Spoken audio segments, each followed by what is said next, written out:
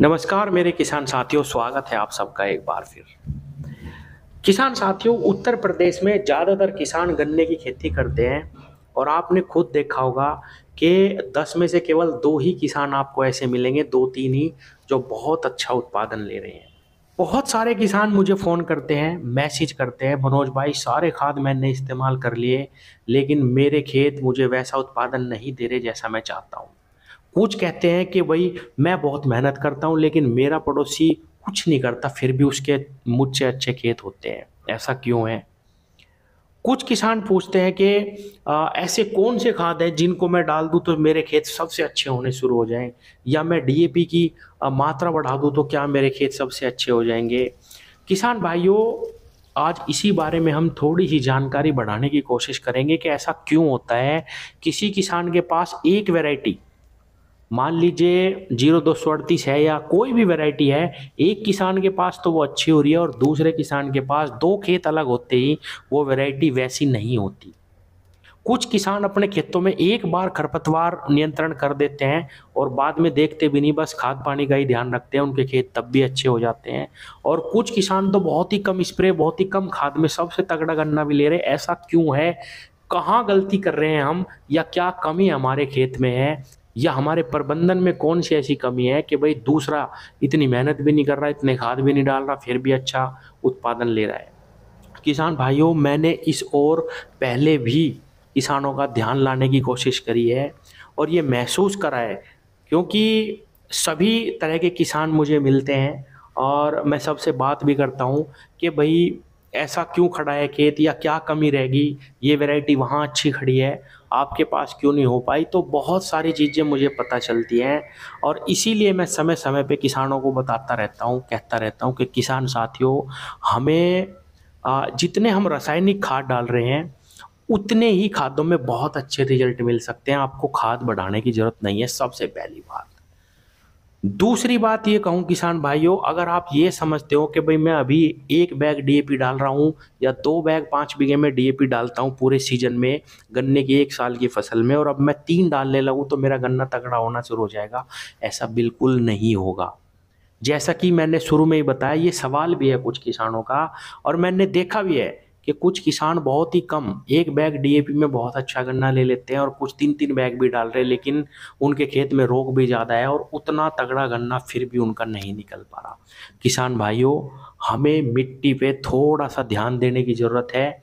आप विश्वास मानिए मेरे शब्दों को सुनने के बाद, अब बहुत किसान ऐसे हैं जो कहते हैं कि मेरा ये खेत हम कैसे भी बोया, या 28 इंच पे बो दिया, 40 इंच पे बो दिया, 36 पे बो दिया, ट्रेंच में बो दिया, कैसे भी बोए, ये हमें तगड़ा ही उत्पादन देता था। लेकिन अब पता नहीं इसमें क्या हो गया, हमने तो भाई सारे खाद डाल के देख लिए, लेकिन अब वैसा उत्पादन हमारा नहीं आ रहा, या दूसरे के खेत में तो इतना रोग नहीं लगता, हमारे में ही पता नहीं क्या हो रहा, बहुत ही ज़्यादा रोग आने लगा है।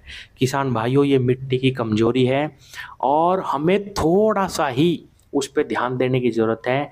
जितना खाद हम डालते आ रहे, उतने खाद में ही हमें अच्छे रिज़ल्ट मिलेंगे। किसान साथियों, मिट्टी की भी खाने की, खाद को पचाने की एक लिमिट होती है। अगर आप समझते हो कि भई मैं ज़्यादा डीएपी, ज़्यादा यूरिया, ज़्यादा जिंक, सल्फ़र ये सब ज़्यादा डालने लगूँ और तगड़ा उत्पादन आता चला जाएगा, ऐसा बिल्कुल नहीं होगा।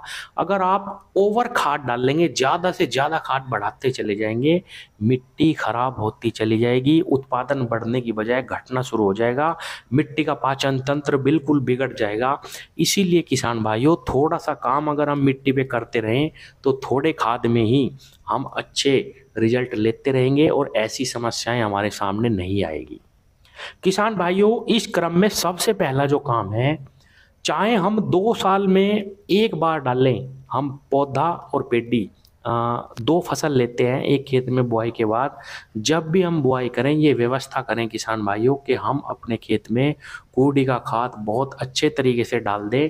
आपको मैं यकीन दिला रहा हूँ, अगर आपने केवल ये काम कर लिया और ये प्रण कर लिया कि जब भी मैं खेत बोऊँगा, कूड़ी का खाद डाल के बोऊँगा, तो आपको और अतिरिक्त तो कुछ भी करने की ज़रूरत नहीं पड़ेगी। हर 2 साल में जब आप बुआई करें, ऐसे ही करते रहना, आपके खेत में किसी चीज़ की कमी नहीं होगी। ना ही आपके सामने ये कभी समस्या आएगी कि भाई कभी हल्के निकल गए खेत, कभी भारी निकल गया, आपका एवरेज बिल्कुल सही आना शुरू हो जाएगा। और किसान साथियों, जो हम रासायनिक खाद भी डालते हैं वो भी हमें बेहतरीन रिजल्ट तभी देते हैं जब हमारी मिट्टी में ह्यूमस होता है, जैविक कार्बन होता है, और ये हमें केवल कूड़ी की खाद से ही मिल सकता है। और किसान भाइयों, ये इकलौता काम ही आपकी फसल को हमेशा अच्छा रखेगा। दूसरा काम, किसान भाइयों, केवल आपको जीवामृत बनाना है, और जीवामृत आपको साल भर में अपने खेत में केवल 3 बार चलाना। 5 बीघे खेत में सिर्फ 3 बार, 4-4 महीने के अंतराल पे 1 बार चला देना। और इसको बनाना भी बहुत ही आसान है किसान साथियों।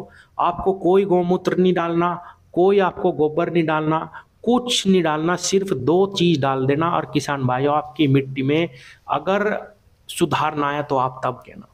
लेकिन उसके लिए आपको करना क्या है कि कहीं से जंगल की मिट्टी लानी है, जहाँ पे छाया रहती हो, जहाँ पे कभी खाद न डला हो, और जिस मिट्टी में आपको लगता हो कि हाँ यहाँ पे पत्ते सड़ते हैं सारे पेड़ों के, और आप वहाँ से 5-7 किलो मिट्टी लेके आओ, 200 लीटर के ड्राम में डालो, और हर 10 दिन के अंतराल पे 10-10 किलो गुड़ उसमें डालते रहना।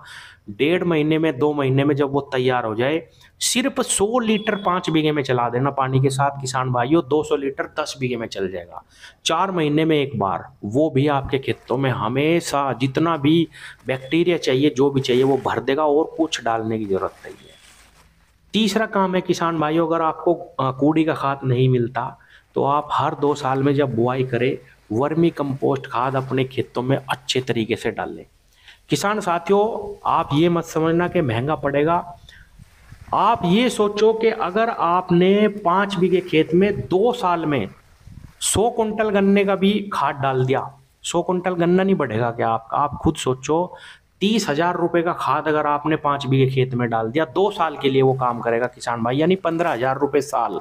सिर्फ जो है 40 कुंटल 45 कुंटल गन्नों का ये खर्च है। मैं आपको गारंटी दे रहा हूँ कि किसान भाइयों, और कोई खाद आपको अतिरिक्त बाजार से लाने की जरूरत नहीं पड़ेगी डीएपी यूरिया के अलावा। ये कर लो, वर्मी कंपोस्ट खाद को अपना लो किसान साथियों। या अगर आप कर सकते हो अपने खेतों में मल्चिंग करो, और उसके बाद जीवामृत जो मैंने बताया वो चलाओ। तो ये 2-3 बातें हैं, अगर ये भी आपने अपना ली तो आपकी मिट्टी ठीक रहेगी। और ये जो समस्याएं आती हैं कि भाई वही वैरायटी किसी के पास अच्छी हो रही है, आपके पास हल्की हो रही, कोई खेत हल्का खड़ा, या ऐसा होता है कि खेत में 1-2 बीघे खेत तो बहुत अच्छा और 2 बीघे बिल्कुल हल्का खड़ा, ये जो समस्याएं आ रही हैं ये सारी इसीलिए आ रही हैं किसान भाइयों कि मिट्टी सख्त होती जा रही है, और उसमें जो हम खाद डाल रहे हैं वो बिल्कुल पत्थर की तरह मिट्टी को सख्त करते जा रहे हैं। टूट नहीं रहे क्योंकि बैक्टीरिया नहीं है हमारी जमीन में बिल्कुल भी खाद, और फसलें उसको अवशोषित नहीं कर पा रही हैं। इसीलिए किसान भाइयों ये समस्या हमारी जमीन में बढ़ती जा रही, और इसीलिए ये परेशानी किसान के सामने आ रही, रोग भी ज़्यादा लगेंगे। किसान भाइयों, ये मैंने बहुत सारे अच्छे किसान जो छोटे किसान हैं उनके खेतों में देखा, क्योंकि कम जमीन वो जोत रहे हैं और किसान भाइयों हमेशा गोड़ी का खाद डालते हैं। उनके गन्ने आज भी 38 के खेत ऐसे खड़े हैं कि आप पहचान नहीं पाओगे कि हाँ ये 38 गन्ना ही खड़ा हुआ है, 0238। तो ये प्रैक्टिस आपको अपनानी पड़ेगी, कूड़ी का खाद, जीवामृत, या फिर मल्चिंग, या फिर वर्मी कंपोस्ट खाद, इस तरीके की प्रैक्टिस अपने खेतों में लगातार करते रहो। और जीवामृत आपको रोज नहीं चलाना, आपने बहुत वीडियो देखी होंगी कि 10वें दिन चलाओ, नहीं किसान भाइयों, 3 महीने 4 महीने में ये 100 लीटर कल्चर जो मैंने बताया मिट्टी प्लस गुड़ का, 2 महीने तक उसको तैयार करो, और 2 महीने बाद 200 लीटर 10 बीघे में चलाना, 100 लीटर 5 बीघे में। आप देखना कितना जबरदस्त रिजल्ट आपको मिलेगा। और इनमें से एक चीज पकड़ लो किसान साथियों, ये समस्याएं मिट्टी की समाप्त हो जाएंगी। बस केवल इतनी सी ही प्रैक्टिस आपको अपनानी है। धन्यवाद।